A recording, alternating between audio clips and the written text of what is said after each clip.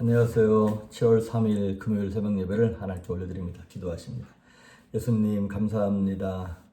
하늘보다 높고 바다보다 깊은 그 사랑, 그 은혜를 날마다 경험하며 체험하며 살아가기를 소망합니다. 소망이 보이지 않고 들리지 않는 이 땅을 살지만 보이지 않는 것을 보는 것처럼 믿고 살아가는 믿음 때문에 희망이 있게 하시고 소망이 있게 하시며 살아갈 능력이 하늘로부터 말씀을 통하여 공급받을 수 있도록 이 아침에 깨닫게 하시고 말씀하시며 새 힘을 허락하여 주시옵소서. 하나님 함께 하시길 소망하며 예수님의 이름으로 기도했습니다. 아멘. 우리 예찬송가 417장, 새 찬송가 295장 큰 죄에 빠진 나를.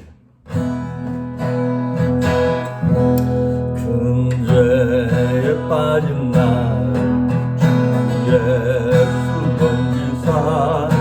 그 넓은 품에 다시 부으시느라는 저 바다보다 깊고 하늘보다 높다 그 사랑 영원토록 나 찬송하리라.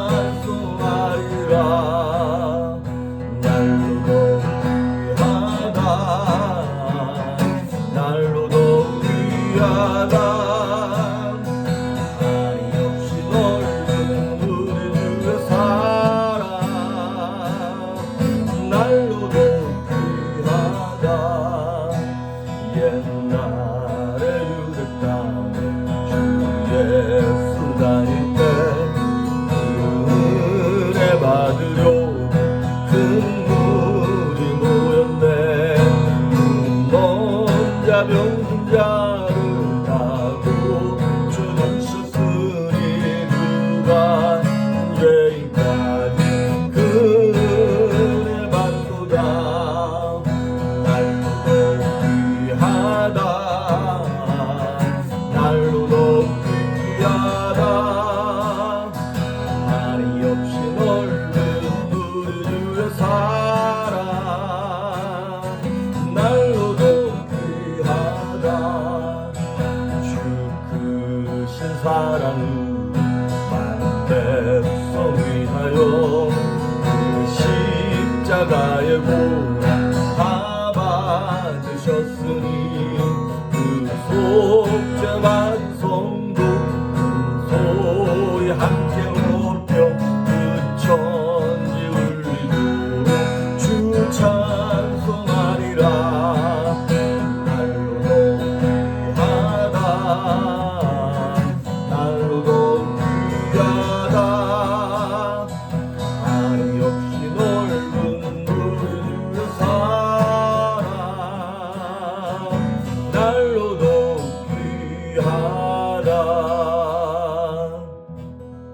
아멘. 오늘 우리에게 주시는 말씀은 요한복음 5장입니다. 5장 1절에서 9절에 있는 말씀까지. 어제 내드린 숙제는 다 하셨죠? 요한복음 1장부터 12장까지. 오늘 숙제는 요한복음 13장부터 21장까지. 요한복음 이제 마무리집니다. 이번 주, 지난주하고 이번 주 2주에 걸쳐서 사복음서 다 끝내는 겁니다. 혹시 못 끝내신 분들은 주말에라도 시간 내셔서 꼭 따라오시길 바랍니다. 자, 요한복음 5장 1절에서 9절까지 봉독해 올립니다. 그 후에 유대인의 명절이 되어 예수께서 예루살렘에 올라가시니라. 예루살렘에 있는 양문 곁에 히브리 말로 베데스다라 하는 못이 있는데 거기 행각 5이 있고 그 안에 많은 병자, 맹인, 다리 저는 사람, 혈기 마른 사람들이 누워 물의 움직임을 기다리니 이는 천사가 가끔 못에 내려와 물을 움직이게 하는데 움직인 후에 먼저 들어가는 자는 어떤 병에 걸렸든지 낫게 되미러라. 거기 38해 된 병자가 있더라. 예수께서 그 누운 것을 보시고 병이 벌써 오래된 줄 아시고 이르시되 내가 낫고자 하느냐? 병자가 대답하되 주여 물이 움직일 때 나를 못에 넣어주는 사람이 없어 내가 가는 동안에 다른 사람이 먼저 내려가나이다. 예수께서 이르시되 일어나 네 자리를 들고 걸어가라 하시니 그 사람이 곧 나와서 자리를 들고 걸어가니라. 이날은 안식일이니. 아멘. 이제 명절에 이스라엘의 절기 중에 하나에 예수님께서 이제 예루살렘에 올라가셨습니다. 그런데 예루살렘에 있는 양문, 양의 문이라고 하는 그 문 옆에 베데스다라고 하는 연못이 있어요. 뭐 이제 우물보다 좀 큰 그런 못 같은 것이었어요. 근데 거기에 많은 사람들이 주변에 이렇게 진치고 있는 거예요. 그 진쳐서 왜 그러냐? 뭐 병자, 맹인, 다리 저는 사람, 혈기 마른 사람들이 누워서 거기서 물이 한 번씩 가끔 움직일 때 천사가 와서 물을 막 움직인다는 거예요. 그래서 움직일 때 먼저 뛰어들어간 사람은 어떤 병이 났든지 나을 것이다 라고 하는 얘기가 나온다는 거예요. 여기 재밌는 게 3절에 보면 그 안에 많은 병자, 맹인, 다리 저는 사람, 혈기 마른 사람들이 누워 그러고 난 다음에 괄호를 쳤죠. 그리고 거기다 넘버링을 했어요. 2번 그래가지고 뭐라고 써있냐면 2번에 어떤 사본에는 이 괄호 내 구절이 없고 3절에 누워는 누웠으니로 되어 있다. 그러니까 3절 뒷부분과 4절에 나와 있는 괄호가 친 그 부분이 다른 사본에는 없다는 거예요. 이게 이제 무슨 얘기냐면 원본에는 이 구절이 없을 수 있어요. 그런데 후대에 성경이 필사되어지고 전달되다가 이거를 필사하던 사람들이 이거는 왜 베데스다에 이렇게 병자들이 누워있느냐 하면 이러이러한 일들이 있다더라 라고 하는 그 마치 전설과 같이 이게 사실 사실이 아니에요. 그냥 어쩌면 사람들의 말에 회자되는 내용이라는 것을 부연 설명했다 이 말입니다. 그러다 아마도 학자들은 얘기하기를 이 베데스다 연못이 마치 그 옛날에는 온천과 같이 아니면 간헐천 뭐 이런 거 있지 않습니까? 아니면 특히 뭐 이렇게 물의 수질이 다른 데보다 무슨 미네랄이 많다 뭐가 많다 그래가지고 그 물에 가서 뭐 이렇게 세수를 하거나 몸을 담그면 피부병이 낫는다거나 관절염에 좋다거나 뭐 이런 경우가 있지 않습니까? 아마 그런 효능이 있었을 것 같아요. 그런데 이 말이 소문이 와전되어져 가지고 천사가 와서 물을 가끔 움직이면 거기 먼저 들어가는 사람이 어떤 병에 걸렸든지 낫게 된다라고 하는 소문이 돌았던 거예요. 자, 그런데 이제 이 연못의 이름을 베데스다라 그랬어요. 베데스다, 벳세다라고 얘기하기도 하고 어떤 데는. 근데 이 베데스다 할 때 앞에 나온 베데 할 때 베트가 뭐냐면 집이란 뜻입니다. 우리가 흔히 베델 그러면 하나님의 집 이런 뜻인 것처럼 베데스다 그러면 집은 집인데 어떤 집이냐면 뒤에 나와 있는 에스다라고 하는 게 구약 성경에 나와 있는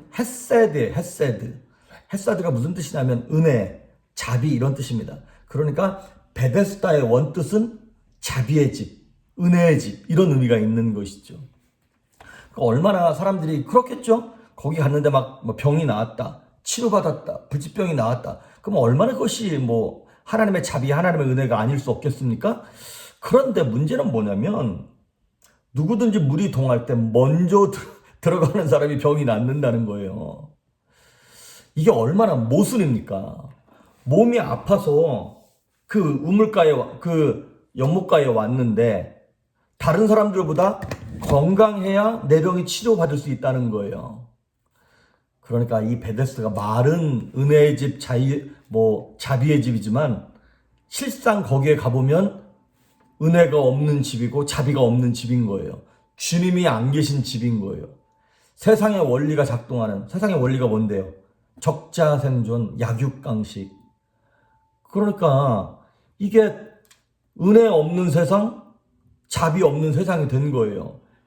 그래서 1등만 거기서 치료받는, 우리 뭐 옛날에 코미디 프로그램에 이런 말 많이 있잖아요. 1등만 기억하는 더러운 세상이라고.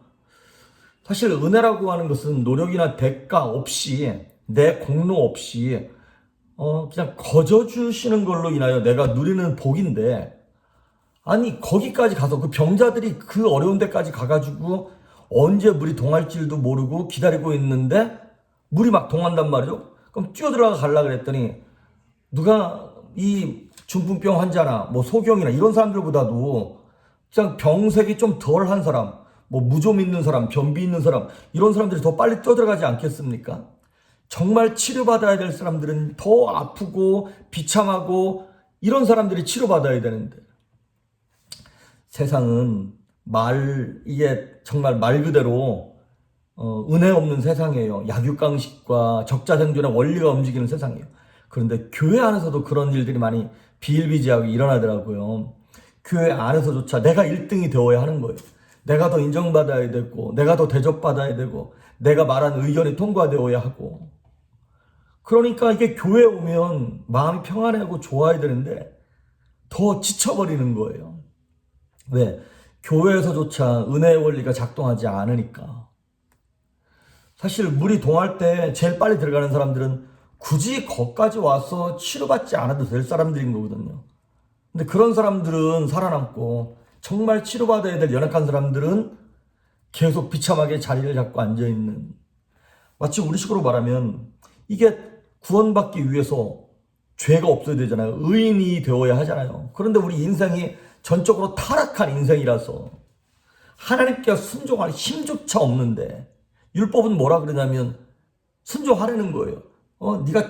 네가 열심히 노력하면, 최선을 다하면 구원 받는다는 거예요. 근데 그럴 수 있는 능력이 없는데, 그 베데스다에 가셨을 때 38회 38년 동안이나 그 베데스다 연못가에 있었던 사람이 있어요. 대단하죠? 그 열심도 대단하고 38년 지나는 동안 소망의 끈을 놓지 않고 거기 있었던 것도 참 대단하고. 근데 그 사람에게 예수님이 찾아가셨어요. 이게 너무나 감사해요. 그 사람이 예수님을 찾아온 것이 아니라 하나님이 먼저 우리 인생 가운데 찾아오셨다는 것이죠. 그래서 6절에 말씀하시기를 그 누운 것을 보시고 병이 벌써 오랜 줄 아시고 이르시되 네가 낫고자 하느냐? 예수님이 물어보셨어요. 사실 이 환자는 어쩌면 낫기를 원하긴 하겠지만 38년이나 똑같은 걸 반복했으니까 모든 걸 다 포기한 상태이겠죠. 그런데 예수님께서 이렇게 지금 물어보신 이유는, 이렇게 얘기한 거나 마찬가지야. 베데스다 연못에 물이 움직여야 네가 치료받는 것이 아니라 네 마음이 움직여야 치료받는 거야. 네가 그 굳게 닫힌 그 마음, 너의 그 절망감에 사로잡혀 있고 고정관념에 사로잡혀 있고 원망에 사로잡혀 있는 그 마음을 고쳐야 돼. 이 사람의 절망감은 이루 말할 수 없을 것이고 고정관념도 대단하죠. 만병의 의사가 되시는 예수님이 앞에 계신데도 예수님께 이렇게 부탁하는 거예요. 내가 저기 먼저 들어가야 되는데 나를 거기다 넣어줄 사람이 없네요. 당신이 만약에 나를 좀 먼저 넣어주면 좋겠습니다. 지금 이렇게 얘기하고 있는 것입니다. 자기만의 방법이 있어요. 하나님은 하나님의 방법이 있는데. 그러면서 7절에 보시면 병자가 대답하되 주여 물이 움직일 때 나를 못에 넣어주는 사람이 없어 내가 가는 동안에 다른 사람이 먼저 가나이다. 이 사람이 다른 사람이 먼저 갑니다. 그럴 때 먼저라고 하는 말에 아주 악센트를 넣어가지고 말했을 거예요. 그러니까 원망이 있는 거예요. 자기 자신에 대한 원망도 있을 뿐만 아니라 주변 사람들의 저 사람만 없으면 내가 치료받을 텐데, 저 사람만 없으면 내가 신앙생활하기 편안할 텐데, 저 사람만 없으면 남편만 아니었으면 내가 아내만 이 여자 말고 다른 여자 만났으면 내 인생 정말 폈을 텐데 라고 하는 원망과 좌절과 두려움이 우리 인생을 38년 동안이나 꾹꾹꾹 누르고 있는 것이에요. 그런데 그런 사람을 향하여 예수님이 네가 낫고자 하느냐 물어보셨던 것이죠. 그러니까 마가복음 10장에도 보면 예수님께서 바디메오라고 하는 소경을 향하여 네가 뭘 원하느냐? 당연히 소경이니까 보기를 원하겠죠. 그런데도 불구하고 예수님은 물어보세요. 뭘 원하느냐? 보기를 원합니다. 이 말이 그 입에서 나오기를 원하시는 거예요. 이 중풍병자의 입에서 나를 좀 치료해달라 라고 하는 말이 나오기를 원하시는 것이고, 저와 여러분의 입에서 기도의 입을 통하여 예수님 없으면 못 살겠습니다. 정말 이 악한 세상, 두려운 세상 가운데서 내 힘으로 할 수 있는 것이 아무것도 없네요 라고 하는 그 고백, 마음이 움직이고 물이 움직이는 것이 아니라 환경이 움직이고 다른 사람이 움직이는 것이 아니라 내 마음이 움직이고 내 교만함이 박살나고 하나님 앞에서 내 기도의 입술이 움직이기를 예수님은 원하시는 것이죠. 그러니까 네가 낫고자 하느냐 물어보시는 게 바로 그거예요. 다른 사람 원망하지 말고. 근데 이제 이 중풍병자는 진정으로 그를 고쳐줄 만병의 의사 되시는 예수님이 오셨는데도 계속 시선이 어디가 있는 거예요? 물에 가 있는 거예요. 혹시 물이 언제 동하나? 아닙니다. 세상에 사람이나 환경이나 물질이나 거기에 우리의 관심이 가 있고 눈이 가 있으면 그 문제 해결 안 됩니다. 온전한 문제의 해결자가 되시는 예수님께 시선이 고정되어 있어야 합니다.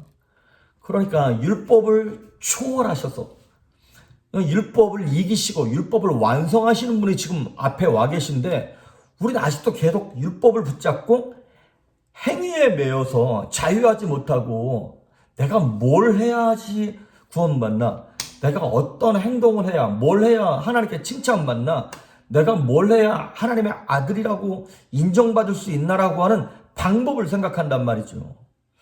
물가로 베데스다 연못가로 뛰어가는 방법이 문제가 아닙니다. 마음이 문제인 겁니다. 나를 고치시고 치료하시는 그 하나님 앞에 내 절망감, 고정관념, 원망을 다 내려놓고, 예수님께서 이 말씀을 하시는 거예요. 8절에 예수께서 이르시되 일어나 네 자리를 들고 걸어가라 하시니. 자, 걸을 수 없는 사람이에요. 그런데 일어나서 자리를 들고 걸어가라. 자, 이런 거예요. 네가 지금 있어야 할 자리는 이 경쟁의 자리, 적자 생존의 자리, 약육강식의 자리가 아니라 은혜의 자리다. 나는 아무것도 할 수 없습니다. 예수님 내게 오셔서 내 인생을 만져주시고 내 삶을 고쳐주시며 나의 못난 성격과 성품과 나의 믿음 없음을 도와주십시오라고 하는 그 은혜의 자리, 말씀의 자리, 순종의 자리로 나오라는 거예요. 일어나 네 자리를 들고 걸어가라. 우리 걸어갈 수 있나요? 못 걸어가요. 그런데 하나님이, 예수님이 원하시는 것은 무엇이라면, 할 수 없는데 말씀에 의지하여 내 은혜의 자리로 내 마음의 문을 엽니다. 내가 할 수 없는데 기어서라도 내가 예수님께로 내 마음의 문을 엽니다라고 하는, 그거를 예수님이 원하시는 것이죠. 여러분, 내가 나를 변화시킬 수 없습니다.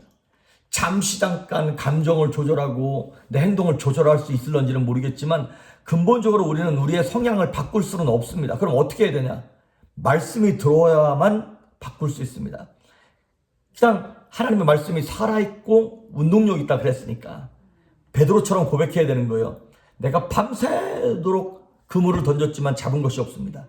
내 평생 애쓰고 착하게 살려고 의롭게 살려고 노력했지만 얻은 것이 아무것도 없네요. 하지만 내가 말씀에 의지하여 그물을 내리리이다. 내가 말씀에 의지하여 일어나 자리를 옮기겠습니다. 내가 말씀에 의지하여 내가 내 교만함을 내려놓고 내 욕심과 방법을 내려놓고 그냥 주님께 내 인생을 올려드립니다라고 하는 그 순종을 원하시는 것입니다. 그래서 은혜의 자리로, 은혜의 집으로 마음을 옮겨야 돼요. 내 내면에서부터 변하지 않으면 아무것도 변할 수 없습니다. 그러니까 그 원리를 깨닫는 게 필요한 거예요. 늘 말씀드리지만 그 메비우스의 띠와 같은 거예요. 메비우스의 띠. 하나님을 알려면 예수님을 알아야 된다는 거예요. 예수님을 알려면 하나님이 알려주시는 자가 아니면 예수님을 알 수 없다는 거예요. 그럼 하나님이 알려주시는 자가 누구냐? 성령님이 알려주셔야 한다는 거예요. 그 성령님을 어떻게 아는 거냐? 하나님이 감동하셔야 된다는 거예요. 계속 빙빙빙 도는 거예요. 그러니까 우리는 자꾸 노력을 하려고 그래요. 아닙니다. 무언가를 해서 뭐가 이루어지는 게 아니라 단 하나, 하나님의 긍휼함을 입는 거예요. 3차원, 4차원으로 어떻게 뚫고 들어가야 할지를 모르겠는 거예요. 그런데 어느 한순간 하나님의 긍휼하심을 입는, 하나님, 나는 파산난 인생입니다.